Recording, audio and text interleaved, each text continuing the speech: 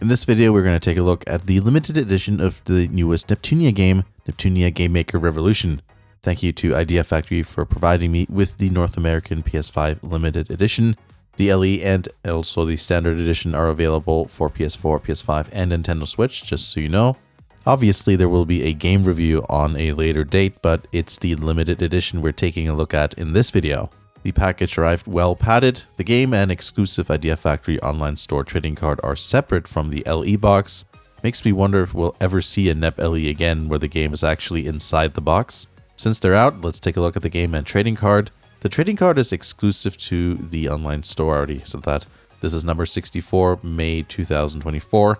The design has chibi versions of Big Nep and the new characters. Something you may not notice is, since I didn't take it out of the plastic in the video, is that the top and bottom borders have a holographic effect, while the characters and Neptunia logo are varnished, aka they have a shiny coating on them. Looks pretty good. Here's the game itself. This is the PS5 version, though the PS4 and Switch are the same in appearance except for the console branding, and obviously the Switch case is a bit slimmer too. The cover image has Big Nep and the 3 new characters on the front. Interestingly, Neptune is the only non-transformed person on the cover. The back cover is actually well designed. Everything is laid out in an attractive manner, nice mix of illustrations of the characters on top, and good-sized screenshots in the middle. An often ignored area in modern video game package design, but then again, it's a different era and not that many people look at the back these days, or even buy physical copies. The disc is like a rearranged version of the cover. If you want, you can flip the cover sleeve over to reveal alternate art. It's the same as the LE box. For the sake of variety, I'll leave it as is.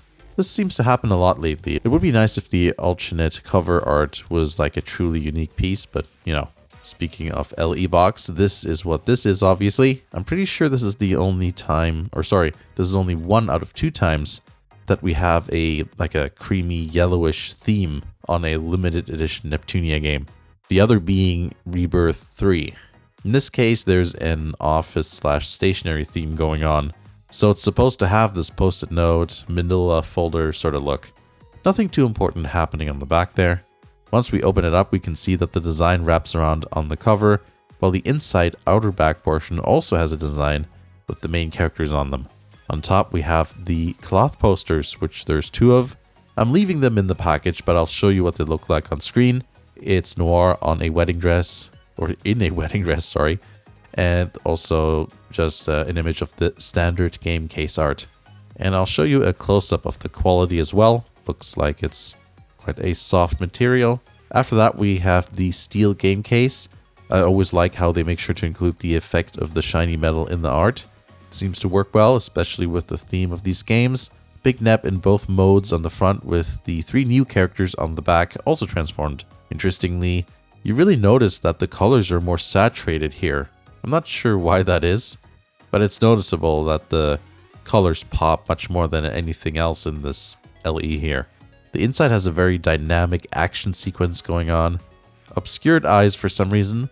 Next up is the soundtrack, which features the same art as the LE box, just configured to fit the square aspect ratio. The inside cover looks to have some story CGs in there. I like the CD itself because it looks like an artifact of the Neptunia universe. Lastly, there's the Artbook, which isn't particularly large in content, and it's about the same size as the box in terms of width and height. Obviously just a little bit smaller, else it wouldn't fit. It is hardcover, and I think the cover art's pretty cool. The illustration of Big Nep is the same as on the game cover, but all the design elements around it are pretty good, so I think it counts as a new piece of art. A good way to bring something unique to the table anyway. It's the usual sort of character profile and concept art kind of thing. I do like that the beginning has a summary of all the Neptunia titles released in the past with the cover art. So yeah, that's all that's included in the limited edition of Neptunia Game Maker Revolution. The quality of everything seems to be quite good. Nothing feels cheap or flimsy. The box also stands up well. In terms of the items that are included, I don't think veteran Neptunia fans will be too surprised or blown away. It's the selection of items we're used to, just obviously adapted for this game. For people who don't own much Nep stuff, or maybe nothing at all when it comes to Neptunia, then this is probably a bit more exciting. I do have a few suggestions though, not just about this LE, but other Nep LEs going forward.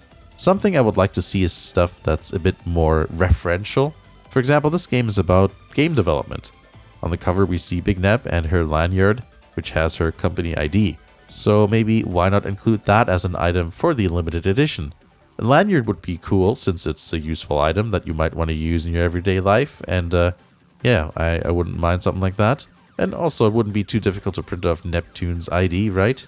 It's kind of fun because, you know, it's something that's in the game that's brought into the real world. That's the sort of stuff I'd like to see in future Nep releases, you know? Something that's unique to the game is interesting and can also be a usable IRL item.